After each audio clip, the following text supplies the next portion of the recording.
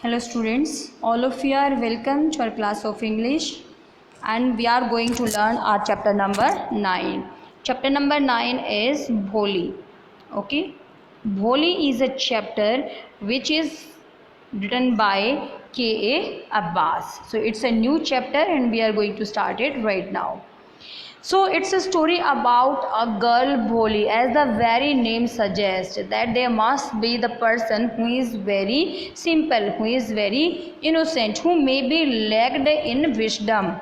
So that's why the chapter named as a Bholi. So Bholi is a story which is written by K.A. Abbas. The story revolves around a girl. Actually, I told you that this is the story of a girl. So it is the story of a girl who, due to accidental fall and disease in her childhood, faces the problem of being dull and ugly. So the girl who accidentally fall in her childhood and also met with attack of some disease, that's why she faces so many problems, because she become very dull, very ugly. That's why the people didn't want to live with her, didn't want to talk to her, and the girl had to undergo a lot of problems. She is always a target by everyone. Everyone actually made fun of her, everyone humiliated her for not being good looking and intelligent. The girl is neither intelligent nor good looking. That's why everyone made fun of her. Her life turns, but all this doesn't go forever. Actually, there is also a twist, a turn in her story, and this turn came when she joins a school, a primary school for the girls, which is nearby her house.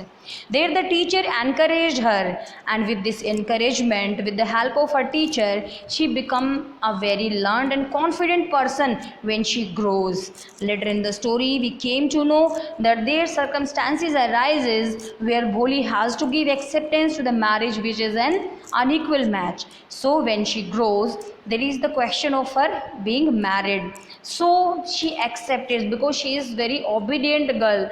That's why she accepted a marriage proposal which is not equal to her age, which is not equal to her imagination. But later on she reject this proposal, not for herself, but for the sake, for the honor of her father.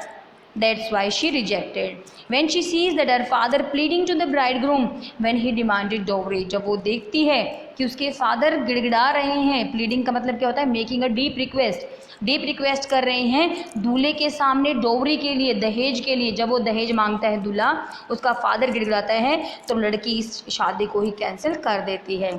The story shows the rise of a girl against social evils. ये कहानी हमें क्या दिखाती है, एक लड़की का rise करना, एक लड़की का सामने आना अगेंस्ट द सोशल इनजस्टिस. ठीक है, कि वो सोसाइटी के अन्याय के खिलाफ कैसे आवाज़ उठाती है. नाउ बेटा we will read text. This is the text. Here you needn't to write anything, just write introduction. क्योंकि जो ये आपका टेक्स्ट है, टेक्स्ट सिर्फ पढ़ने के लिए होता है, समझने के लिए होता है. जब मैं बाद में आपको समरी कराऊंगी तो आपने वो लिखनी है. And if after reading the text you are able to write summary, you can write. It's very good. So let us start it. Her name was Sulekha. So the girl, the Bholi about which the chapter is, the girl is Sulekha. Actual नाम उसका क्या हुआ, Sulekha. But since her childhood everyone had been calling her Bholi the simpleton. लेकिन बचपन से ही हर कोई उसको क्या कह रहा है, Bholi the simpleton. Simpleton का मतलब क्या हुआ यहाँ पे बेटा simpleton का मतलब होता है मूर्ख, फूल. कोई भी फूल होता है simpleton. ठीक है. सो हर कोई उसको क्या कह रहा है, भोली द सिंपलटन कह के बुला रहा है. और वैसे नाम क्या है, सुलेखा है. एक्चुअल में उसकी पोजीशन क्या है फैमिली में, she was the 4th daughter, चौथे नंबर की लड़की है नंबरदार रामलाल की. इट मीन्स सेकंड कैरेक्टर हमारा कौन हुआ, नंबरदार रामलाल हुआ. ठीक है, यानी कि फादर. पहला कैरेक्टर हमने बताया कौन है बेटा, भोली. She is the central character, she is the protagonist of the story. क्या है वो, प्रोटागोनिस्ट है स्टोरी का. ओके. दूसरे नंबर पे कौन हुआ हमारा, इसका फादर आया है Ramlal. What is the profession of Ramlal, numberdar. अब गवर्नमेंट एम्प्लॉय होता है नंबरदार. Okay.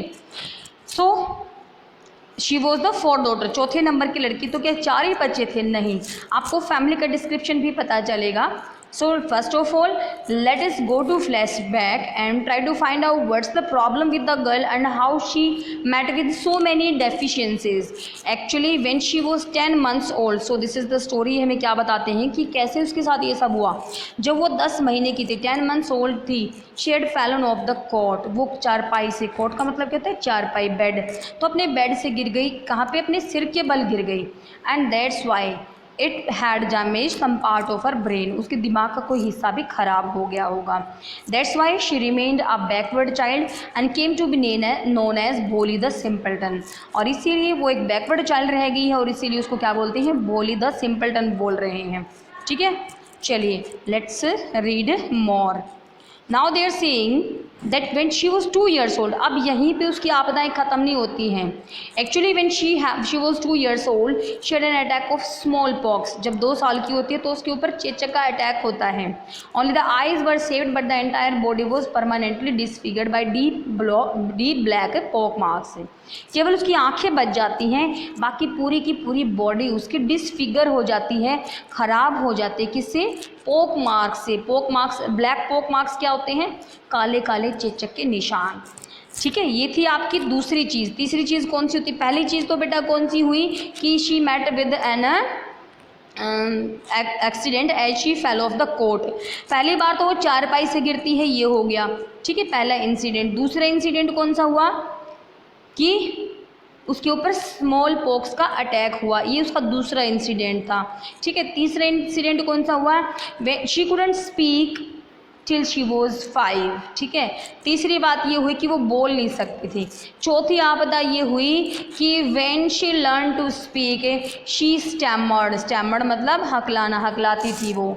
The other children often made fun of her and mimicked her, और इसीलिए जो दूसरे बच्चे थे वो उसका मजाक उड़ाते थे, वो उसकी नकल करते थे। मिमिक का मतलब क्या होता है, to act as the one is doing, जिसका रिजल्ट क्या हुआ, as a result she talked very little, अपने आप को ह्यूमिलेट होने से बचाने के लिए। ठीक है, avoid from being humiliated she talked very little.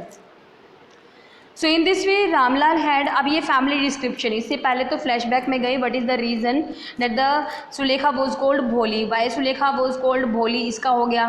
Y did children made fun of her, उसका आंसर हो गया। Now we came to know about the family that Ramlal had 7 children, 7 बच्चे हैं, जिसमें 3 तो बेटे हैं और 4 क्या हैं, बेटियाँ हैं। ठीक है, सबसे छोटे वाले यंगेस्ट कौन है, भोली। हाँ जी, हमने आपको बताया था डॉटर में भी यंगेस्ट है, यानी कि 4 डॉटर्स में भी जो यंगेस्ट है, जो सबसे छोटे, वो कौन है, भोली। It was a prosperous farmers house hold, prosperous का मतलब क्या होता है बेटा, वेल्दी होता है। ठीक है, वेल्दी का मतलब क्या होता है, धनी होता है। तो ये धनी किसान परिवार है, ऐसी बात नहीं है कि खाने पीने को कुछ नहीं है, ये एक प्रोस्पेरस फार्मर हाउस होल्ड है। And there was plenty to eat and drink, और खाने पीने के लिए भी बहुत कुछ है। सभी बच्चे भोले को छोड़ करके कैसे हैं, हेल्दी हैं और स्ट्रॉन्ग हैं। और बेटों पे तो पूरा ध्यान भी दिया जाए। The sons had been sent to the city to study in schools and later in college, बेटों को तो स्कूल में भेजा जा रहा है, बाद में हायर स्टडीज़ के लिए उनको सिटी में भी भेजा जा रहा है, सिटी के स्कूल में। और डॉटर्स में, अब डॉटर का डिस्क्रिप्शन है ये। सबसे बड़ी बेटी है Radha, who had already been married, जिसकी पहले ही शादी कर दी गई है। दूसरी जो बेटी है उसका नाम है मंगला, मंगला की मैरिज भी सेटल कर दी गई है। And when that was done, और जब मैरिज भी सेटल हो गई, ठीक, जब वो सेटल हो जाएगी, किसकी, मंगला की मैरिज भी हो जाएगी, तो रामलाल सोचेंगे तीसरे नंबर वाली बेटी, जिसका नाम क्या है, चंपा। सभी अच्छे दिखने में हैं, हेल्दी लड़कियां हैं, तो इसीलिए they should be the no difficulty to find bridegroom for them, इसलिए दूल्हा ढूंढने में कोई दिक्कत नहीं होगी। लेकिन रामलाल तो वरीड है किसके बारे में, भोली के बारे में।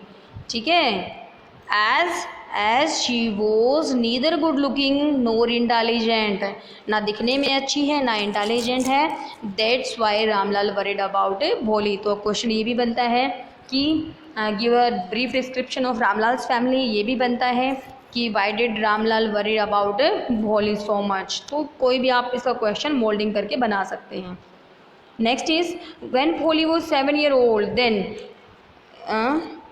देन मंगला वॉज मैरिड, 7 साल की थी तभी मंगला की शादी हुई है। और उसी साल primary school for the girls was open in their village, गांव में एक प्राइमरी स्कूल खुल गया है लड़कियों के लिए। Tehsildar sahib came to perform its opening ceremony. कौन आया है? इसके उद्घाटन के लिए तहसीलदार साहब आए हैं। वो क्या बोले रामलाल को? ही सेड टू रामलाल, बोले Ramlal, as a revenue officer, आप लगान अधिकारी होने के नाते, you are the representative of the government, तो आप गवर्नमेंट के रिप्रेजेंटेटिव हो, ठीक है। So you must set an example to the villagers, इसलिए गांव वालों के सामने आपको एग्जाम्पल तो रखना ही पड़ेगा। You must send your daughters to school, आपको अपनी बेटियों को स्कूल में भेजना ही पड़ेगा। तो भाई तहसीलदार ने जो कहा उसको ना माने, इतनी हिम्मत तो उसमें थी नहीं, किसमें? रामलाल में। That's why at night Ramlal consulted his wife, अपनी वाइफ के सामने उसने कंसल्ट किया, विचार किया कि क्या करें अब। शी क्राइड, वो चिल्लाने लगी, एकदम से उसकी बात सुन के वो चिल्लाने लगी, आर यू क्रेजी, तुम पागल हो गए हो। If the girls go to school who will marry them, लड़कियां स्कूल जाएंगी कौन शादी करेगा।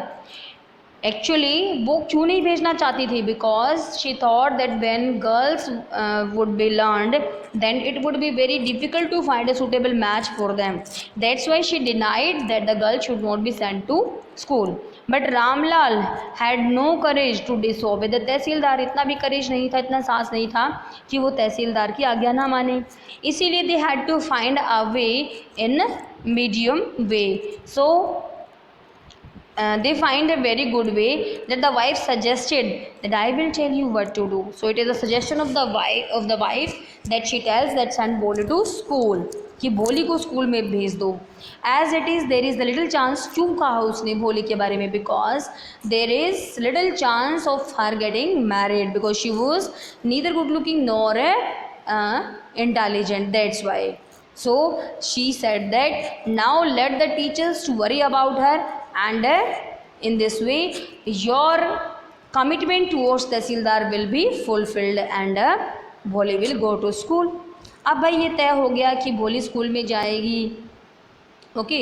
उसके बाद क्या होगा? उसके बाद नेक्स्ट डे रामलाल कोट भोली बाय हैंड एंड सेड, उसको पकड़ा भोली का हाथ और क्या बोला, चलो मेरे साथ, मैं तुम्हें स्कूल ले चलूँगा। और भोली तो एकदम डर गई, फ्राइटेंड हो गई। क्यों डर गई?